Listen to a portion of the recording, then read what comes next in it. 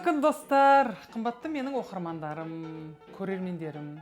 Сіздерден көптеген хаттар келіп түсіп жатады. Оның ішінде қыз келіншектердің жиі қоятын сұрақ ол қалай арықтадыңыз? Қандай формада жүресіз? Және де қалай сен жасың 50-ге келгенше осындайсың деп. Менің айтатыным, әрдайым мен сияқты формада жүру үшін бірінші ауызға скотч жабыстыру керек. Сосын көп қозғалу керек. Бірақ бұның бәрі қалжың. Мен сіздерге бүгін таңертеңгі менің күнім неден басталады және таңертең ішетін ас мәзірімен сіздермен бөліскім келеді. Әрине бәріміз кашаны жейміз ғой. Ал каша жегісі келмейтіндерге каша жегендеріңіз дұрыс деп айтамын. Ол кашаны және де менің дайындауыммен жасасаңыздар өте күшті болады. Ал енді кашаның да түр-түрі бар. Бірақ менің жейтінім Геркулес. Кәдімгі таза, ешқандай 4 слаг, 5 слаг емес, таза Геркулес овсяной.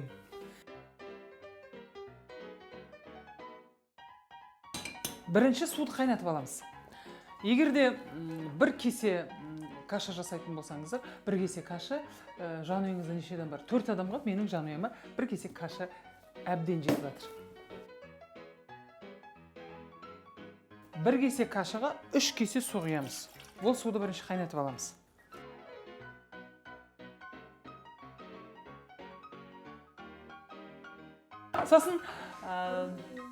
Сосын кішкене ғана тұз салып қайнатамыз.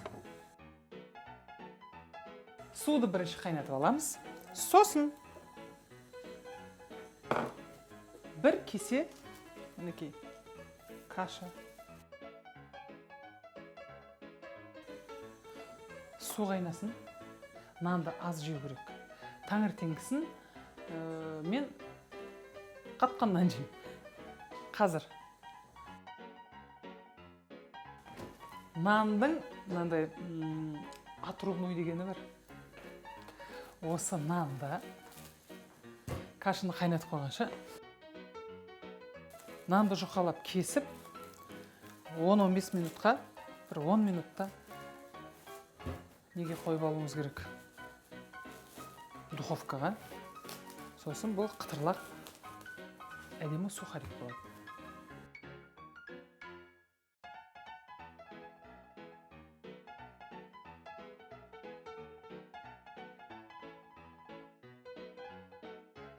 Бір 10 минутта бұл нанда дайын болады, каша пісем дегенше.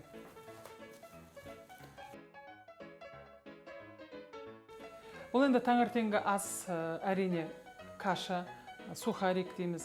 Енді нанды көп жемеу керек, майды көп жемеу керек.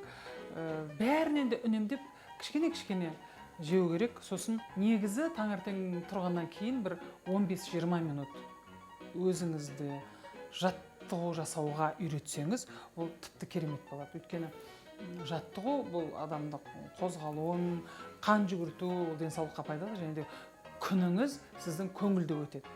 Осы жаттығу менен осы аздап жеген тағамдардың арқасында мен 6 айда 14 килограмм тастадым.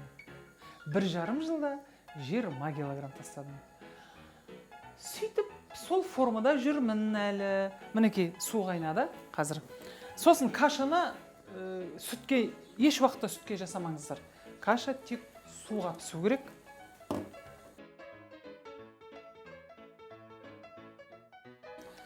Тұзды салдық. Бұл енді 20 минут қайнайтын каша бұл. 10 минуттығы бар, 5 минуттығы бар, бірақ мен 20 минуттығын алам. Бұның ішінде өзіне тиісті дәрумендері көп, яғни витаминдері көп. Осы қара суға қайнатамыз тұзбенен. Сосын кішкене ғана сары май саламыз, кішкене ғана. Сосын кішкене қант саламыз. Көп қажет жоқ. Барлығынан кішкенеден салуыңыз керек. Кашаны сосын араластырып тұру керек, әйтпесе түбі жақсы қалар.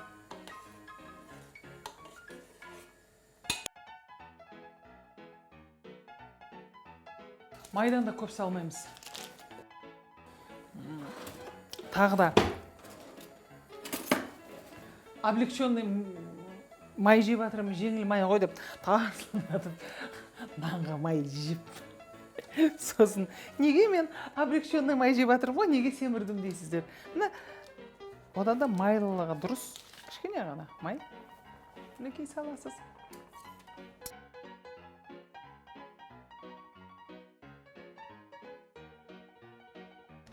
Қантты да сәл ғана кішкене дәмін келтіру үшін. Тіпті қант салмасаңыз да болады. Мен өзім кішкене, өйткені мен шай ішкенде күнделікті күнде тіпті қант жемеймін. Сондықтан да кашаға кішкене ғана бір шай қасық қана салуға болады.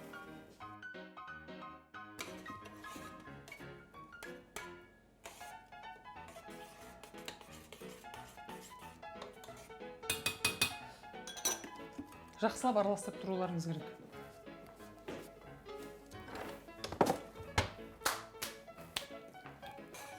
Каша дайын болды.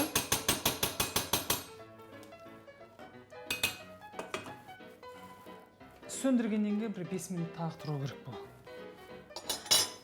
Енді сухари не болды екен? Сухари да болып қапты. Мінекей каша пісем дегенше сухари да дайын болды.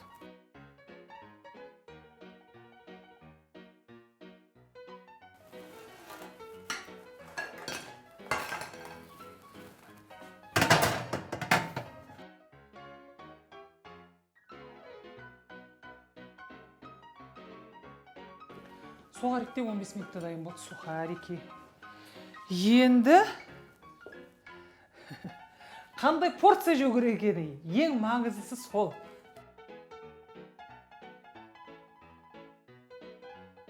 Менің каша жейтін тарелкам осы. Менің порциям. Үлкен қасықпен 2 қасық жеймін. Қалғаны бала-шағама. Міне, менің таңғы асым, мына сухариктен біреу, мына каша.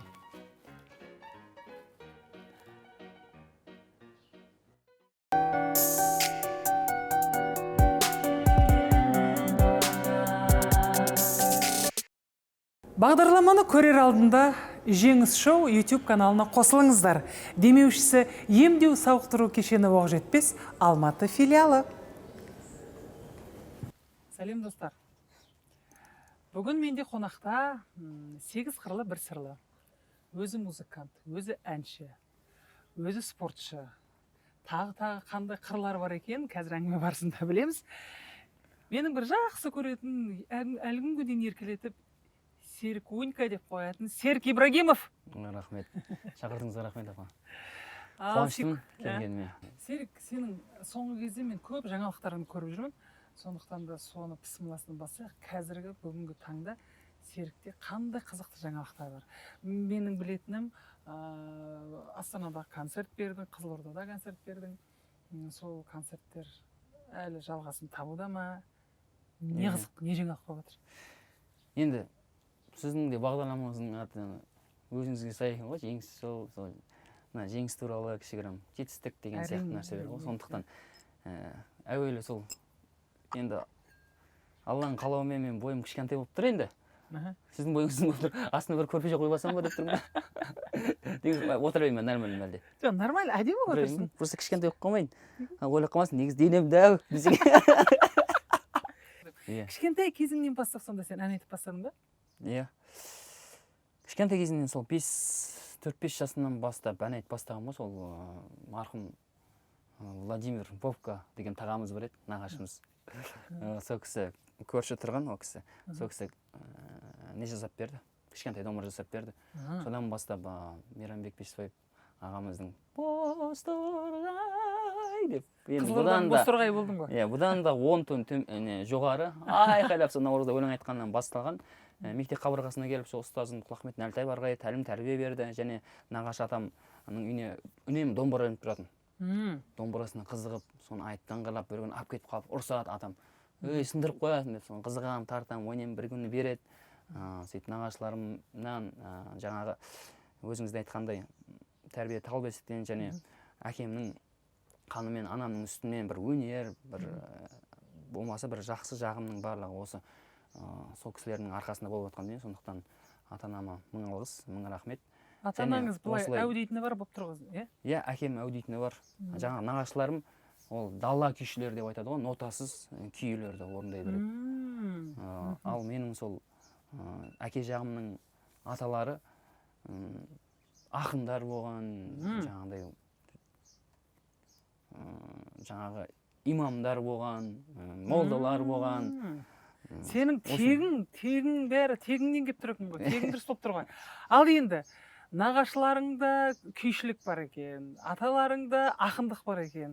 Домбыраны кішкентай кезіңде ұрлап қашқан екенсің. Міне тұр домбыра. Алып қашпай-ақ қой, дәл қасыңда тұр. Сол нағашыларың мен ата-бабаларыңның бір бойыңа сіңген бір қасиетін көріп жіберейік. Негізі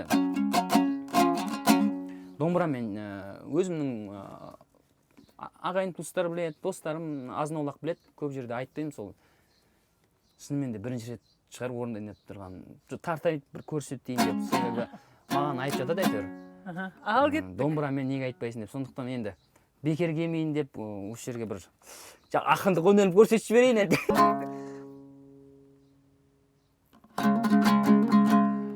Апажан келіп қалдық жеңіс шоуға. Айда! Аяуды отырсың. Айда, бәрекелді. Қабарыңыз гүлденсін, болсын бомба. Айда! Жеңістерден жеңістерге жетейікші. Осынау өнер деген қызық жолда. Ай, бәрекелді. Мен негізі өйстіп айта берсем ұзақ болып кетеді.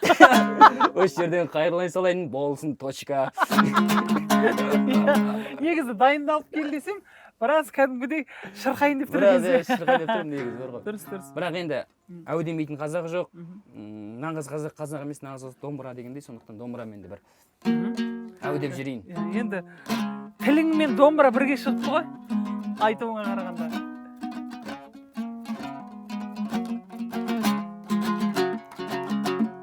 Тағдырға бағындың ба, жібек мұң жамылдың ба, мен аңса барайлымау, сен мені сағындың ба, малынып жаның жырға, өмірдің ағымында, сағымдар арасынан, сен мені сағындың ба, сағымдар арасынан, сен мені сағындың ба, сағындың ба, сағындың ба. Бәрекелді. Бәрібір де сенен эстрада мәнері келіп тұр, өзіңше жақсы айтып жатырсың.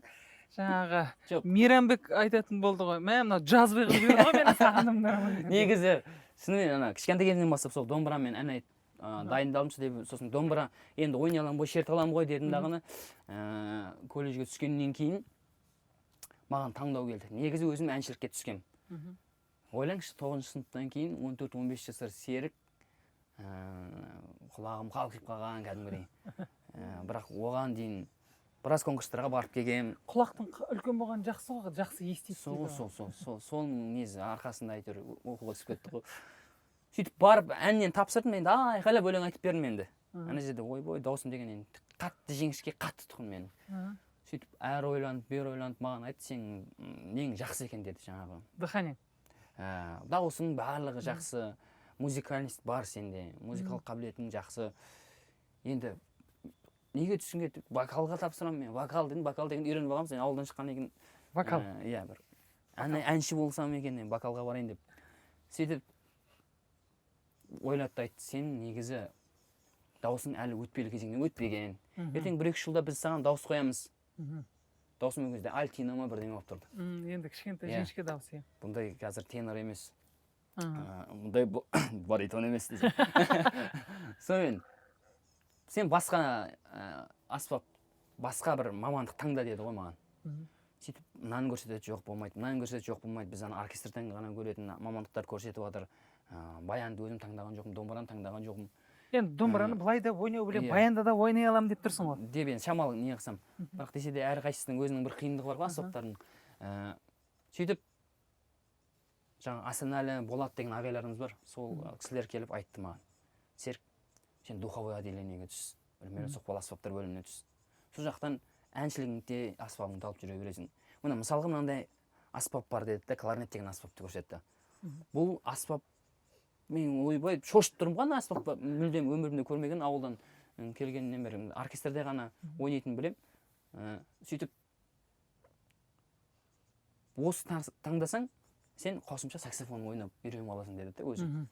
Өйткені кларнет пен саксофон екеуі ағайынды, туыстас, родственный инструмент. Сөйтті да бір мысал келтірді. Сол мысал негізі көп нәрсеге ықпал етті. Осы кларнетті ойнап шықсаң, сен саксофон ойнайсың. Ал саксофон ойнайтын кім білесің ғой, біздің марқұм кешегі өткен Батырхан Шүкенов ағамыз әнде айтады, саксофонды ойнайды. Дәл сол кісі сияқты боласың дегеннен кейін жүрегіме кәдімгідей қонды жаңағы сөз. Сөйтіп осы кларнетті таңдап, кларнетті таңдауым, одан кейін таңдауым қате болған жоқ. Себебі соны оқып, 2-ші курс, 3-ші курсында саксофон үйреніп алып өзім. Такси джаз деген Қызылорда ең бірінші джазды группаға барып жұмыс істеп. Ол кезде енді саксофон үйренгеннен кейін даусым жаңағыдай өздері мұғалімдер айтқандай переходной возрастқа түсіп кетіп, тамағым өзгеріп, 2-3 жылдай ән айтқан жоқпын мен. Сөйтіп соны кларнетті бітіріп шығып, Алматыға келіп, консерваторияға, Құрманғазы атындағы Қазақ ұлттық консерваториясына түскеннен кейін барып ән айтуды бастадым қайтадан 3 жылдан кейін. Өте дұрыс уақыт тоқтатқан. Иә. Бірақ сен саксофон арқылы, кларнет арқылы дыханиеңді қойып алдың да. Ал әншіге өте керек. Негізі мынаны осы жер тағы да айтып жіберейін. Негізі мен сөйтіп ойлайтындығым сіз сияқты. Сөйтіп енді осы бір 5 жылдай болып қалды ғой енді мен Аллаға шүкір бір үлкен сахнаға келіп, Алматыны көріп жатқаныма 2012 жылда консерваторияны бітірдім. Содан бастап жұмыс іздедім, қалада жүріп кішкене. Бірақ оркестрде жұмыс істегім келмейді. Әнші болсам екен, ән айтсам екен. Бала күнгі арман тесіп баратыр көкіректі. Сол арман ғой жетелеп келген біразға дейін. Ойлаңызшы, сол 4 жыл Қазанғап атындағы музыкалық колледжде, 4 жыл консерваторияда, Құрманғазы атындағы. 8 жыл оқыдым, 8 жыл жатақханада жаттым. Енді көбісі ойлайтын шығар, білмейді, түсінбейді деп. Сол жатақхананың өзі біраз нәрсе, біраз сабақ болды бізге. Ол да армия ғой өзінше. Ол да бір өзінше армия, бір өзінше орысша выживание дейді ғой. Да, школа выживания дейді ғой. Сондай ғой, сол жерден аман есен өтіп, Аллаға шүкір деймін да. Сол 2013 жылы Алланың қалауымен Арман Темірбек және Айбар Серкебаев сынды ағаларымыздың таныстығымен Алтынбек Рахметов мырзамен таныстым. Ол кісі сразу қаратты, негізі бірінші ұнатқан жоқ ол. Деп. Менсінбеді ме? Жоқ, менсінгенде просто ол кісі сондай өзі. Осы бала не біледі дейсің деп па? Сөйтіп сол кісінің тойына барып жүрдім, туысқанның тойында, сол кісі отқан тойларға бара бердім. Мына жерде өнерін көрсетейін деп бардым. Сөйтіп бір күні шақырып айтты ғой: "Сен өнерін көрдім, саған ұсыныс тастайын. Сен менімен жұмыс істейсің, 0-ден бастаймыз." Өзде кларнетпен Ямайка айтып жүретін. Ямайка! Және кларнет ойнап тойға шығып жүретін. Сөйтіп осындасынан 0-ден бастаймыз деді. Ол кісінің алдында 1-2 клип түсіріп қойған. Мен Ақтауға барып, әйтеуір Шымкентке барып бір клип түсірдім. Енді олардың еңбегі енді ұмытылмайтын еңбек қой, шынымен де. Ой, тірнектеп тапқан дүние. Сөйтіп бағыма орай Алланың қалауымен Алтынбек ағаны кездестіріп, Алтынбек ағамызбен 4,5 жыл болды ма, 5 жыл ма жұмыс істедім. Сөйтіп сол 4,5-5 жылдан кейін Алтынбек ағадан рұқсат сұрап, мен өзім жаңағы өзінің айтатын бір сөзі бар тұғын: "Серік, мен сенен ештеңе күтпеймін, ештеңе қаламаймын. Сенің қанатың қатайып, өзің семьяңды өзің асырайтын жағдайға жетсең болды маған. Сол менің жеңісім." Сол кезде бата беремін. Соның батасын Аллаға бар. Қандай молодец. Алтынбек ағам батасын беріп, Аллаға шүкір қазірге дейін, біреулер енді басқаша ойлайтын шығар, қазірге дейін Алтынбек ағамен телефонмен былай да кездесіп, шай ішіп, жоқ, жұрт ойлауы мүмкін, Серік Ибрагимов Алтынбек Рахметовтың арқасында Серік Ибрагимов болып алып, оны лақтырып кетті деп. Сол ғой әңгіме. Ойлап жүр ғой енді десе де. Серік, енді сен жаңа айтып отырсың, Алтынбек ағаға дейін мен клип түсіріп, жүгіріп, сондай әндерім болды деп, е? Бірақ Алтынбек репертуарды таңдауға келген кезде бірінші Алтынбек таңдайды, иә? Мысалы, сені бүгінгі күні халықтың арасында Серік Ибрагимов еткен бірінші әнің. Бірінші әнім ол вокзалда ұшқан қыз. Оның таңдауы кім таңдады? Негізі Алтынбек ағамыздың ойы жаңағы мықты ғой. Алтынбек ағам өзінің жұмысына келгенде өте мықты. Мен сол кісінің негізі мықты продюсер деп мойындаймын. Себебі ол кісі қазақша да жақсы, орысша да грамотный, және музыкальный образованиесі жоқ болса да, негізі кезінде бірақ музыкальный школаға барып бір-екі нәрселер үйренген ол кісі. Негізі десе де талғамы халықпен бүйтіп үндесіп жатады да, халыққа не керек екенін біліп жатады. Сондықтан Алтынбек ағамыз таңдаған жаңағы вокзалда ұшқан қыз, жаяу, одан кейін әсем ән деген сынды халыққа кең тараған әндердің бәрі осы Алтынбек ағамызбен ақылдаса келе шыққан дүние. Және енді бұл жерде енді менде басында келген кезде Алтынбек ағаға айтып түсіндіргем. Әлбетте осы Алтынбек ағамыздың еңбегі, Алтынбек ағамды мен мойындаймын, бірақ басқашалай ойлап қалуы мүмкін де әркім. Сондықтан да жаңа кескен тон келте болмас дегендей, Алтынбек ағамыз екеуміз де ойлап ақылдасып, аға осылай айтсақ қайтеді деп. Бірақ основной жұмыс Алтынбек ағамдікі болған. Ойын, идеясын барлығын сол кісі айтып жібереді. Маған сөз осындай қылып жазасың, осылай істейсің, осылай болса осылай болады.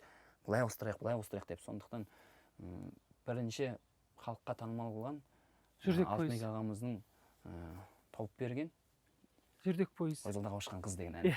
Жүрдек пойыз дейді оның атын қазақтар. Абыройлы, білімді, есін жиып есейген Серік не айтады кешегі бала Серікке? Біраз уақытым зая кетті деп айта алады негізі. Бірақ бұның бәрі сабақ, бұның бәрі өмір өзі біраз нәрсені үйретеді. Біраз нәрсені бере алмаған нәрсе бір өміріңде бірдеңе арқылы түсіндіріп жібере алады да. Сондықтан мен бекер кетті деп те қатты не қылға алмайды. Бірақ осы бір оймен, осы бір нәрсемен сол 21 жаста болғанда дейтін кездер болады енді. Біраз кітап әлде де оқып, біраз кітап нәрселер дұрыстап недім ғой деген сияқты нәрсе болады енді. Әлбетте адам, кез келген адам. Картайып қалған адам құсап айтып отырсың, сен маған әлі 21-де сияқтысың. Мен сақал қойып алған себебімді айтайын деп тұрмын ғой осы жерде. Мен сақал қойып кішкене үлкен болып көрінеді. Бұл бұйырса бір жақын арада бейнебаян түсірейін дедім. Соған бір образ керек болды, осындай бір кішкене үлкендеу, не дейміз анау, піскен Серіктің бейнесі. Піскен Серіктің. Еркек Серік болғың келіп тұр ма? Ана мен түрімнен уже бала көзімнен бала көріп қалады да. Титаниктің ойнайтын жігіттің аты кім еді? Леонардо Ди Каприо. Ана Леонардо Ди Каприо деген актер. Өмір бақи бала бейне ғой түрі. Мысалы, жасы 40-қа келіп қалды оның. Не үшін білесіз бе? Титаниктің образымен келіп қалған ғой. Титаниктің образынан келіп қайтыс болып кеткен сол жерде. Сонымен бәрі сөйтіп қалып оның да түрі әлі қартаймаған сияқты. Мысалы, сен де соны жүрдек пойыздың соңынан жүгіріп жүрген Серік сияқтысың. Сол үшін кішкене халықты мен кішкене болса да өстім, Аллаға шүкір, үйленгем. Қызық, үйленген да үйленген. Сөйтіп, сондай сияқты жаңағы перзентім бар деген сияқты. Сондай бір оймен бір жақсы бір сенем саған деген әнге бейнебаян түсіргелі жатырмын, Алла берсе. Кімге сенем деп жатсың сен? Келіншегіңе ме? Өзіңе ме? Иә, негізі махаббаттың төңірегінде ғой сенем деген. Сондықтан ол жерде біраз нәрсе айтылады, жаңағы махаббат туралы болады, өмірдің сен келіншегің, сенің келіншегің сол баяғы ең бірінші маған таныстырған қыз ғой, шаш ұзын, иә? Ең бірінші қыз кезінде менімен таныстырып едің ғой? Шаш ұзын, иә? Ол кезде екеуің де кішкентай боласыңдар. Қараш, мен саған қараймын, таң қаламын, келбетіңе қараймын да деп, саған қараймын, әлі баласың. Әрине мен үшін әрдайым баласың. Серік үйде қандай әке, қандай күйеу, сен өзің баласың. Балам бар деп отырсың, перзентім бар. Баламен қалай тіл табысады? Оңай екен ғой, баламен бірге ойнап кетеміз ғой. Нешеге келді? Алла берсе екіге келеді. Құдай, енді тәтті тілі. Сен әке дей ма? Папа дей ма? Папа дейді, әке дейді. Қарағанда қандай ойға келесің? Сен өзің бала құсап жүрдің. Өзің баласың ғой енді. Перзентті болғандағы. Енді мына мақалға енді мен бір енді көзім жетті деп қатты не қылмай ақ қояйын, бірақ десе де енді түсініп келе жатқан сияқтымын осы мақал жаңағы ата анаңның қадірін балалы болғанда білесің деген. Иә. Балаңның аяғына кірген тікен менің маңдайыма кірсін деп ана байқұс бекер айтпайды ғой шынымен де. Ана балаға деген махаббаты және әкенің балаға қандай болу керек екені жаңағы ең бірінші тәрбие тал бесіктен деп сол тәрбиеден басталады. Шама келгенше әлі бір отырып алып сырласып ақыл айтатын жасқа жеткен жоқпын. Десе де мынау ақыл айту бір бөлек, өзің істеу бір бөлек дүние екен. Сондықтан мен өзімді сол баламыз кішкене ақыл айтып, ақыл тоқтатқан жасқа дейін өзім тәрбиелегім келеді. Өте дұрыс. Себебі мен өзімнен қателік өте көп.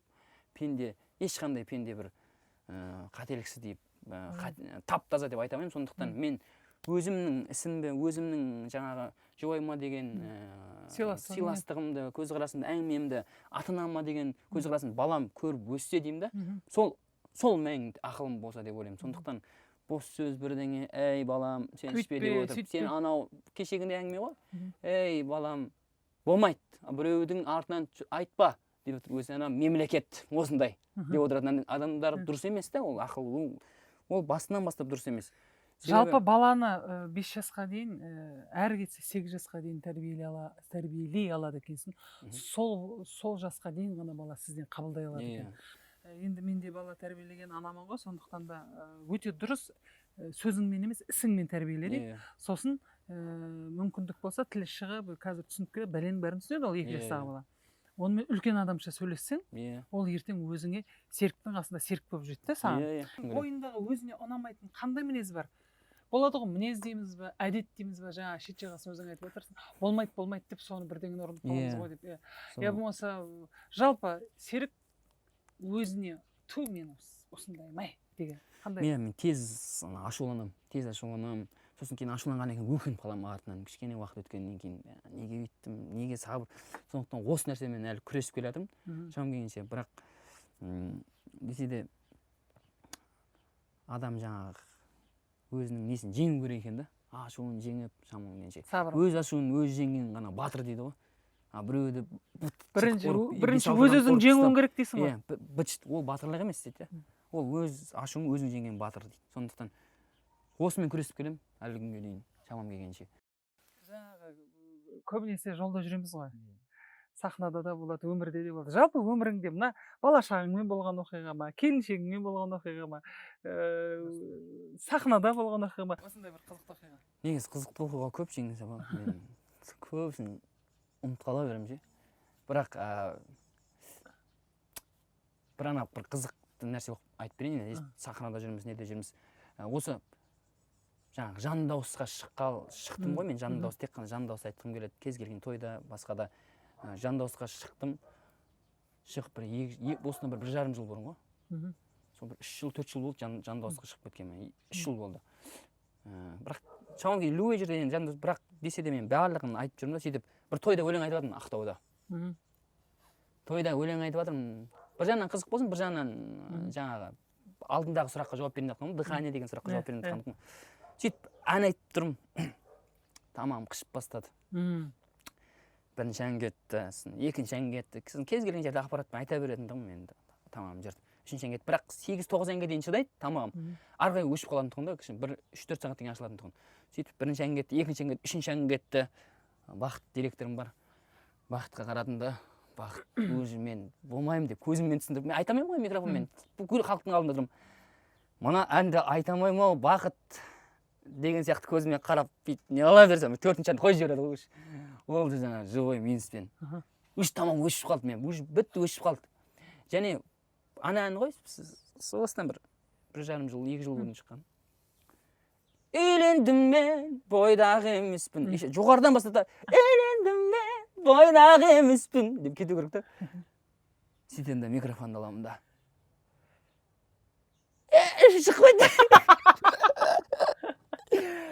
Үйлендім мен, бойдағы емеспін. Қалды елескен артта бәрі. Үйлендім мен, ғажап өмірім, тасып көңілім, шаттанады енді полный әнді қара өлең қылып айтып бердім ғой. кәдімгі қара өлең қылып айтып бере салдым. Сосын енді былай ойнап кетпедің бе жаңағы елдер бірге айтайық жоқ деген сөйтіп сияқты. ойнадым мен шамам келгенше ойнадым үйттім бүйттім. Сосын анау той емес бір банкет сияқты болды бір кішігірім мысалы ана той үлкен болса бірдеңе қылып әйтеуір шығып кетуге болатын еді. Сөйтіп кішкентай бір банкет сияқты бірдеңе болды. Содан кейін айттым бақа осыдан кейін плюс айта берейік. Сөйтіп қалған екінші уақытта плюс айттым ғой енді. Енді бұл жерде плюс деп батқан себебім плюс өзімнің даусыммен басылған еңбекпен жазылған дүние ғой. Бірақ осыдан кейін сабақ алдында бардым да алдында вокалға барайын деп жүргенмін. Себебі мен сол жанды дауыста концерт бергенді жақсы көрдім, соны шамам келгенше соған тырысып бақтым. Сөйтіп Салтанат деген апайға барып тамағымды көрсеттім. Ой, на связкаң сенің болмайды деп 1,5 ай емделдім Салтанат апайда. Сөйтіп қайтадан барамын да қайтадан бірде де қайтадан сондай болады ғой. Қайтып 1 ай емделемін да, сөйтіп қайтадан барып қайтадан бір жерде ауыртып аламын да, сөйтіп айтамын. Сөйтіп естіп жүргем, Ғаділбектен естіген біраз апай бауырларымыздың тамақтан жазған, Лиза Каргулова деген апайға мен рахмет айтқым келеді. Себебі сол кісі мені кәдімгідей жаңағы Даусыңды шаршатпайтын деп емдеп берді ғой. Сөйтіп жаңағы сіз айтқандай үрмелі аспап, саксофонның аспап дыхания бір бөлек, жаңағы дыхания вокал бір бөлек екен. Алла берсе осы болашақта Республика сарайына осы күзде деп отырмын, концерт бір ағаларымыздың көмегімен концерт бергім келіп тұр, жанды дауыста. Соған кәдімгідей Аллаға шүкір дайынмын десем де болады. Өйткені морально миыммен дайынмын да. Соғыстан өттің ғой. Иә, өйткені үлкен бір тәжірибелі дүниеден өттім. Сондықтан осындай бір қызық болған. Сондықтан оңай дейтін кісілерге айтып жатқаным ғой. Оңай жерде мән жоқ. Әннің, әншіліктің өзі бір қиын дүние. Бүкіл әңгімені тыңдап отырып менің көзімнің жеткені, расында да сен бірінші өзіңді жеңген адам екенсің. Жаңағы дауысыңды үзіліп қалса да соны қоймай қайта-қайта емделіп, қайта-қайта соның себебін іздеп, соған мұғалім іздеп, содан сабақ алып, қазір дауысыңды шаршамайтындай қылып емдеп алған. Құтты болсын барлығы. Ісіңе сәттілік тілеймін. Ертең алла бұйырса мына Республика сарайында концертің болып жатса, алла бұйырса барып қолдаймыз. Барлығы ойдағыдай өтсін. Аумин, рахмет. Өмірде де, өнерде де жеңісің көп болсын. Аумин, шақырдыңызға үлкен рахмет Жеңіс апа. Жеңісті күндерде жолға берейік. Амин. Келгенге рахмет. Рахмет.